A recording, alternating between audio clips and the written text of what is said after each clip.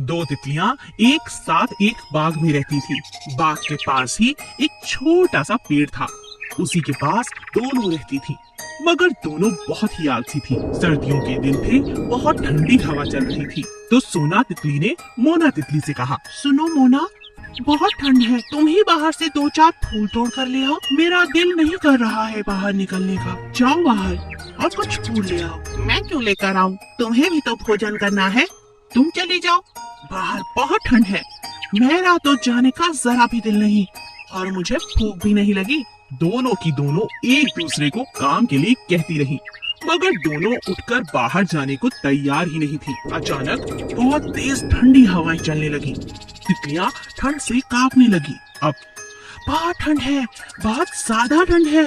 जल्दी कुछ करो, नहीं तो हवा अंदर तक आएगी और हम मर जाएंगे। तुम उठ जाओ, तुम ही कुछ इंतजाम कर लो। इतनी ठंडी हवा है, अगर मैं बाहर गई तो मर जाऊंगी। और ठंडी हवाएं अंदर आती रही। ठंड से दोनों तितलियां कांपती रही, मगर अपनी जगह से हिलने को तैयार नहीं थी।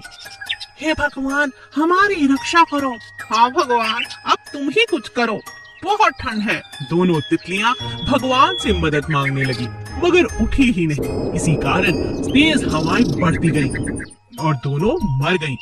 अपने आलस के कारण उन्होंने अपनी जान गंवा दी।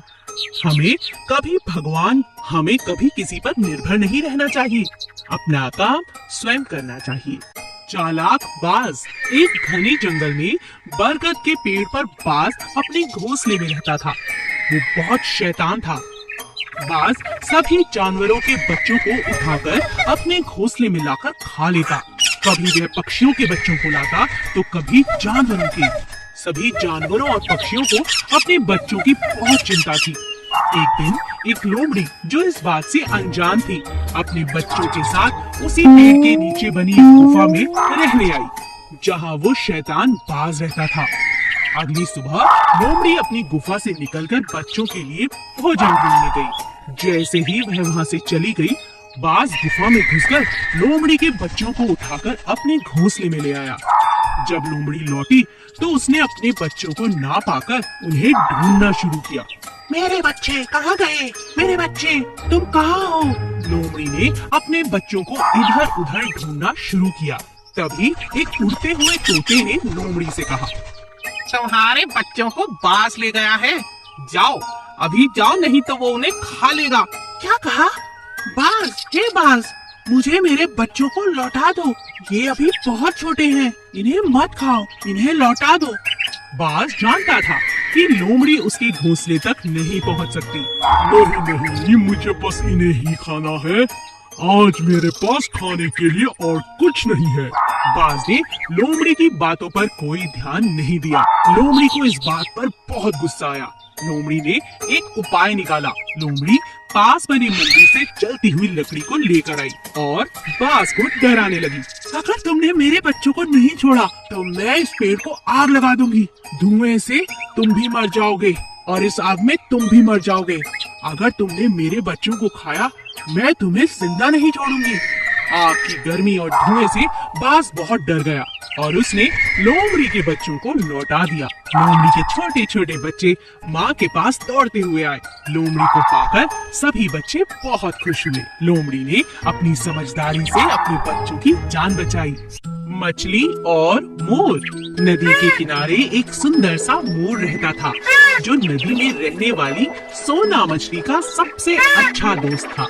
दोनों पूरा दिन साथ में रहते। मोर रोज मछली से मिलने आया करता था। एक दिन मोर ने देखा कि एक मछुआरा बहुत सी मछलियों को पकड़ने के लिए जाल बिछा रहा था। हे भगवान, अब क्या होगा? मेरी दोस्त सोना अभी आती ही होगी मुझे मिलने। आज तो उससे ये मछुआरा कहीं अपने साथ ही ना ले जाए। मुझे कुछ करना चाहिए। हे भगवान, मेरी मदद करो। तभी उसने पास ही खेल रहे चूहे से मदद मांगी। चूहे दोस्त, मुझे तुम्हारी मदद चाहिए। तुमने अगर मेरी मदद की तो आज मैं अपनी दोस्त और नदी की काफी मछलियों की मदद कर पाऊंगा और उनकी जान बचा पाऊंगा। पर मैं कैसे तुम्हारी मदद कर सकता हूँ? मैं बताता हूँ। दोनों ने मिलकर एक योजना बनाई और चल पड़े नदी की ओर। बस कुछ ही देर में मछलियाँ मेरे कांटे में फंस जाएंगी और फिर मैं आज खाने में मछली ही पकड़ कर खाऊंगा। मजा आ जाएगा। इस नदी में तो बहुत सी मछलियाँ हैं। तभी मछुआरे ने देखा कि एक मोर जो बहुत सुंदर है, बहुत खूबसूरत तरीके से नाच रहा है। मछुआरे का पूरा ध्यान कांटे से हटकर मोर पर चला गया। अरे इतना सुंदर मोर, मैंने कभी पहले मोर नहीं देखा। यह तो नाच रहा है। वाह, मजा आ गया। इसी बात का फायदा उठाकर एक चूहा मछुआरे के कपड़ों में घुस गया और दूसरे ने जोर से मछुआरे के जाल को काटना शुरू किया। अरे अरे ये क्या, मेरे कपड़ों में क्या है? अरे बचाओ! अरे अरे ये चूहा कहाँ से आया? अरे भागो! चूहे के काटते ही मछुआरे के हाथ से जाल छूट गया और वो दुम दबाकर जंगल से भाग गया।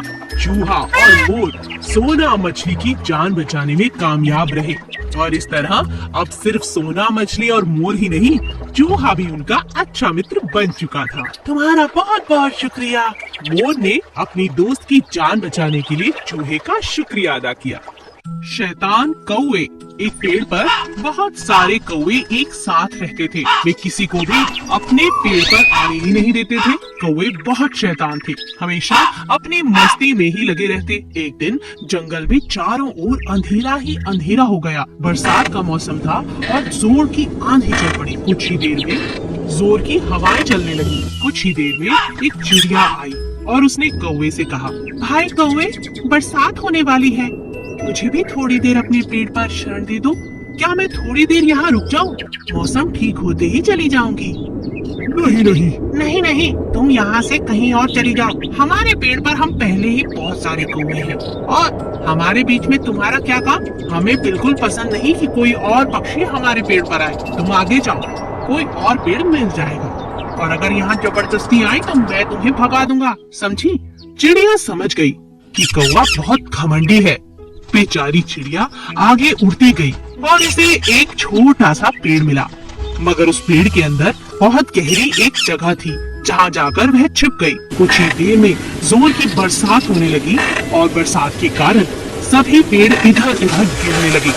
चिड़िया का पेड़ बहुत छोटा सा था मगर मजबूत था, इसी कारण वह पेड़ नहीं गिरा। पूरी रात बरसात होती रही। जब सुबह हुई तो चिड़िया ने देखा कि सारे कौवे नीचे पड़े हुए थे, क्योंकि ओलों की मार के कारण सारे कौवे उस पेड़ से नीचे गिर गए थे। एक कौवे ने चिड़िया को देखा और बोला, तुम यहाँ पर थी, तुम्हें कुछ नहीं हुआ? हमें देखो कितनी चोट आई है। आंधी और ओलों के कारण हमारा पेड़ गिर गया और हमें बहुत चोट आई है। भगवान ने मुझे सहारा दिया। भगवान के भरोसे ही मैं इस पेड़ पर रही, इसी कारण मैं आज भी जिंदा हूँ। मुझे तो एक खरोंच भी नहीं आई। तुमने तो मेरी मदद भी नहीं की, इसीलिए भगवान ने तुम्हें दंड दिया है। चिड़िया की बात सुनकर कौवे बहुत शर्मिंदा हुए। हमें माफ कर दो, आगे से हम भी बाकियों की मदद करेंगे।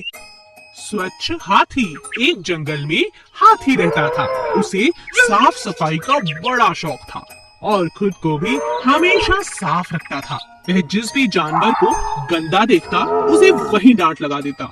हमेशा गंदे क्यों रहते हो? जाओ स्वच्छ रहो, अपने आप को साफ सुथरा रखा करो। जानवरों को उसकी बातों का बहुत बुरा लगता। हाथी ने देखा कि उसका शरीर पूरी तरह गंदा हो चुका है। मैं कितना गंदा हो गया हूँ। आज सुबह ही तो नहाया था, मेरे हाथों और पैरों में कीचड़ लगा है। मुझे नदी पर जाकर दोबारा नहाना होगा। और हाथी नदी की ओर चल पड़ा। उसने देखा सारे जानवर कीचड़ से गंदे हो रखे थे, लेकिन वे सब मिलकर नदी में खेल भी रहे थे और नहा भी रहे थे। तभी मगरमच्छ ने हाथी को देखा और आवाज लगाई, हाथी जी आ जाओ, आप भी नदी में हमारे साथ नहाओ, बहुत मजा आएगा। नहीं, तुम सबके साथ मुझे नहीं नहाना, तुमने तो सारा पानी गंदा कर दिया। अगर मैं तुम लोगों के साथ नहाया तो मैं और भी गंदा हो जाऊंगा। ठीक है, तुम कहीं और चले जाओ। हाथी वहाँ से आगे बढ़ा और दूसरे तालाब के पास पहुँचा। वहाँ मेंढक मछली अपने दोस्तों के साथ नहा रहे थे। क्या करूँ मैं? हर जगह नदी में, तालाब में सब जानवर एक साथ नहा रहे हैं। अब कोई और चारा नहीं, मुझे भी इनके साथ नहाना होगा। मैं और गंदा नहीं रह सकता। क्या मैं भी तालाब में नहाने आ सकता हूँ? हाथी ने मेंढक से कहा। हाँ हाँ, हाथी भी आ जाओ, हमें अच्छा लगेगा। मैंने तुम सबको कितना बुरा कहा, फिर भी तुम मुझे अपने साथ बुला रहे हो। मुझे माफ कर दो, मुझे अपनी गलती का पछतावा है। अरे इस पानी में तो बहुत मजा आ रहा है। हाथी को सभी जानवरों के साथ तालाब में मजा आने लगा। अरे मैं तो ऐसा सोचता था कि बाहर रहने में ही भलाई है, मगर तुम लोगों के साथ नहाना बहुत दिलचस्प है। तुम्हारा बहुत बहुत शुक्रिया।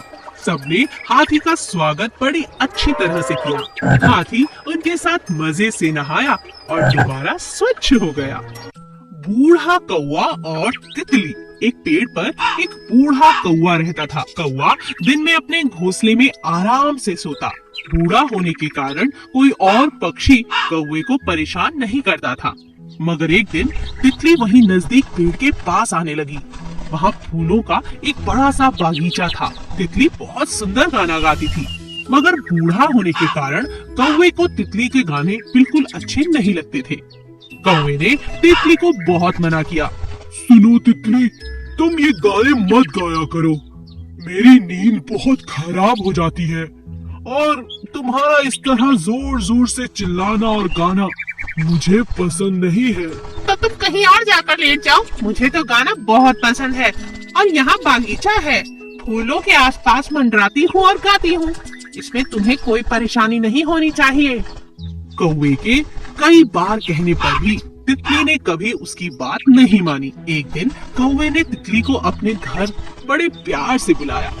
एक योजना बनाने के बाद। सुनो तितली, अब तो हम दोस्त हो गए। रोज तुम्हारा गाना सुनता हूँ। बूढ़ा हूँ इसीलिए कहीं जा भी नहीं सकता। आज मेरे पास बहुत भोजन है। आज तुम मेरे यहाँ दावत पे आ सकती हो। सच? ऐसा है? ठीक है, मैं तुम्हारे घर दावत पे जरूर आऊंगी। शाम को तितली कौवे के घर दावत पर पहुंची।